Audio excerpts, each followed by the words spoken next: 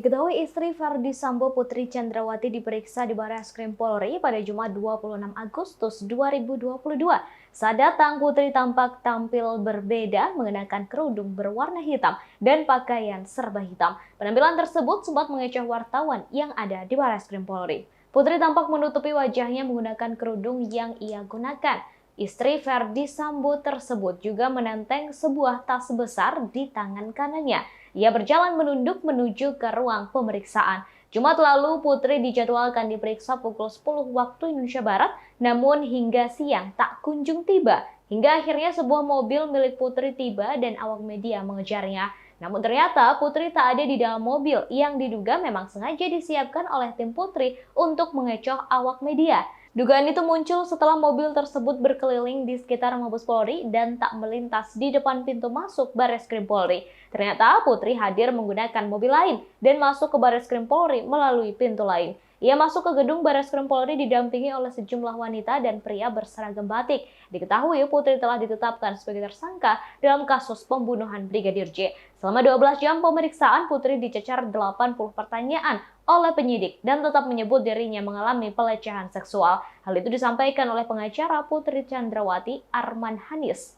Arman menambahkan pengakuan tersebut sudah tercantum dalam berita acara pemeriksaan atau BAP.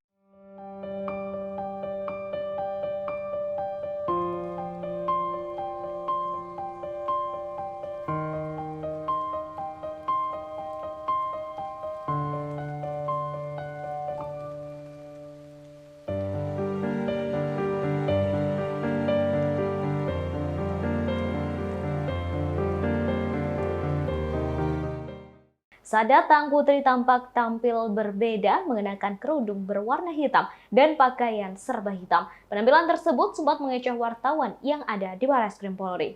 Putri tampak menutupi wajahnya menggunakan kerudung yang ia gunakan. Istri Verdi Sambo tersebut juga menenteng sebuah tas besar di tangan kanannya. Ia berjalan menunduk menuju ke ruang pemeriksaan. Jumat lalu, Putri dijadwalkan diperiksa pukul 10 waktu Indonesia Barat, namun hingga siang tak kunjung tiba.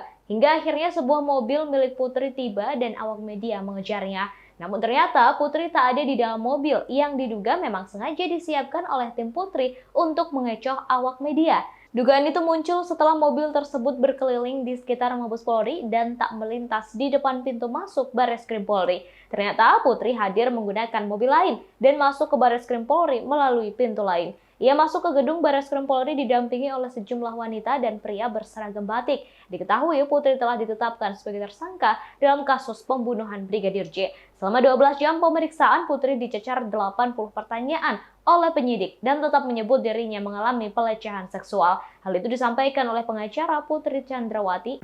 Hai pemirsa Sripopo TV, jangan lupa komen, like, dan subscribe, serta tonton terus berita-berita terupdate lainnya ya.